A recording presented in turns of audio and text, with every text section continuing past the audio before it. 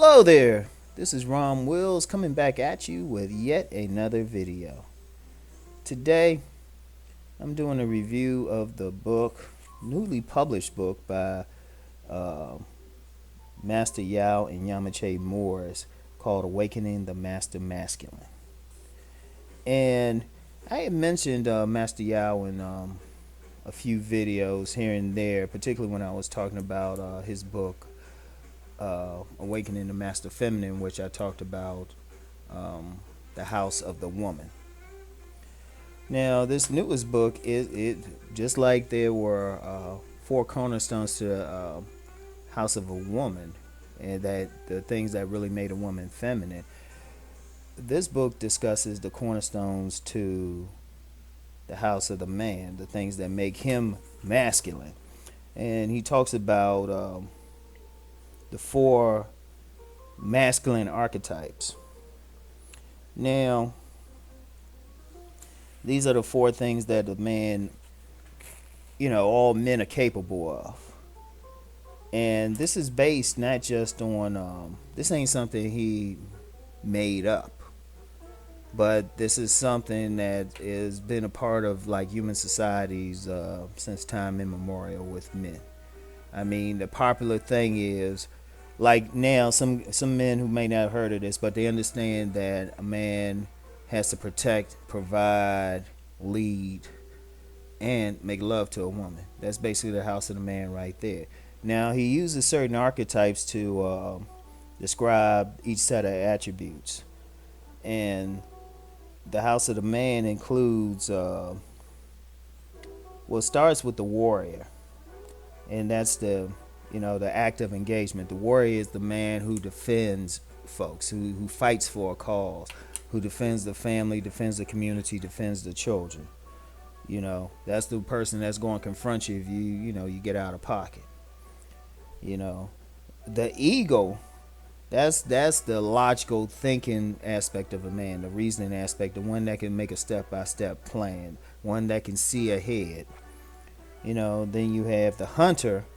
That's the man who he goes out and kills the food, as Master Yao described him in the book. That's the stone cold assassin, because hunters, they got to kill something. That's that businessman with the killer instinct. He gonna go get his money. And then there's the healer. You know, and that healing, a lot of that healing is just sexual healing. That's that guy who's going to take that, we're going to rock that woman's world. And so you understand why it's necessary for a man to have all four of those. Now, in the Awakening the Master Masculine, one of the things he does, he discusses each archetype in depth. And one of the things I like about it is he provides real world examples, and he gives you a way of looking at it. And you could tell, for one thing that was interesting, and somebody else saw it too, who read the book. For this brother that we call him Master, right? And the reason why is he's mastered like several disciplines from around the world. Particularly, there's several traditions, like especially sexual or tantra traditions from around the world. And just like you have a martial artist master, you have certain people who've mastered their craft. But for all of that, for all the education, for all the experience and stuff, there's some times in the book he just straight up like a brother talking to you in a barbershop. Like, one of the things he says interesting in the book, he said a man should never beg for pussy. And he said it just like that too. He said a man should never beg. He's like, men, have some self-respect. Don't be begging for no pussy. Don't be getting all bent out of shape for a woman. Because one of the things he discussed, and one thing that I know most men will be able to relate to, he talks about the relationship underworld and all the stuff, all the archetypes I talk about, he talk about as well. In fact, that's something, the names for the archetypes that I use, Mr. Goodbar, Masked Man, and all of that, I acknowledge him in my first book, Nice Guys and Players, as getting the terms from him. He was the one who first used them. Now, I took a lot of stuff further and researched some of the stuff that he didn't really want to get into. But, he's the one who first introduced the terms and using them, for their particular thing. And, I can even tell from what he's written in the book, he's still studying it just like I am. So the stuff has evolved. But he talks about that. He talks about these women out here.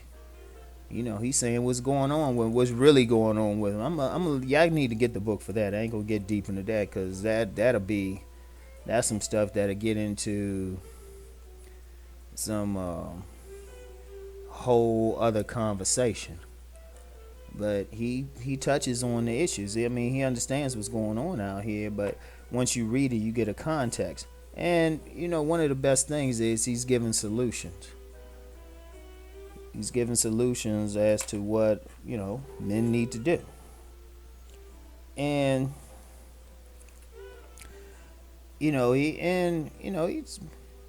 and one of and what, like I said, especially the solutions. But one of the things he does, especially around the end, he gives like scenarios, like real life scenarios that anybody can relate to. What particularly from what men are going through, like. I ain't gonna give it away what exactly happens, but he gives a scenario about the anguish of non-select men, and it's a very real one. It's just like, wow, that's deep. And he's breaking down everything because even though he uses terms, archetypes and all of that, it's something anybody can relate to. Anybody can see, any man can see, any man can read it and say, you know what, he's right about this. Like one part in there, as I said, this is a brother who's traveled all over the world. And, he was talking about an incident that happened in Asia.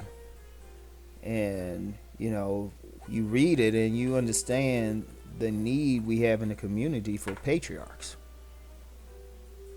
And I thought that was good, and that's one of the, like I said, that's one of the better things about the book.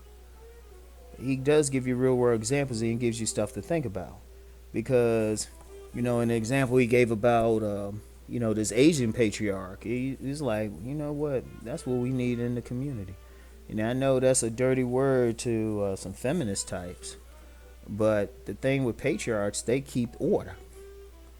And in the black community now, especially, we have disorder. And increasingly in other communities in Western culture, we have disorder. And the reason why, you don't have that patriarch. A true patriarch, they keep the peace. They got the respect of men and women, and they keep the peace. And he gets into that. He gets into that. Not like deep into that, but he drops that. And there's like several gems in the book. So check it out. One of the things you want to see is one of the things in the book is, it's, everybody will see themselves. Every man will see themselves somewhere in the book. That's the main thing, and you can just build from there. Now there'll be a link to the book in the description box, so check it out.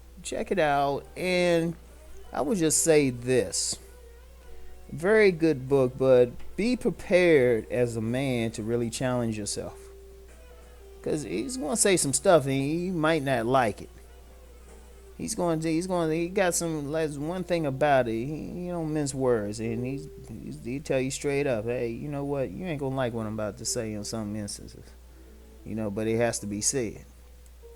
And if you really think about it,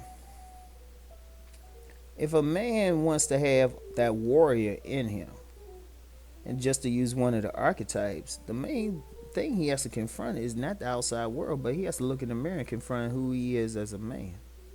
He has to look himself in the mirror.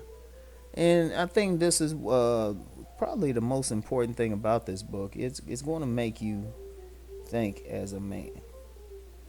And, it's not going to be one of those, well, blame everybody else. No, it's going to be like, look, this is what you need to do.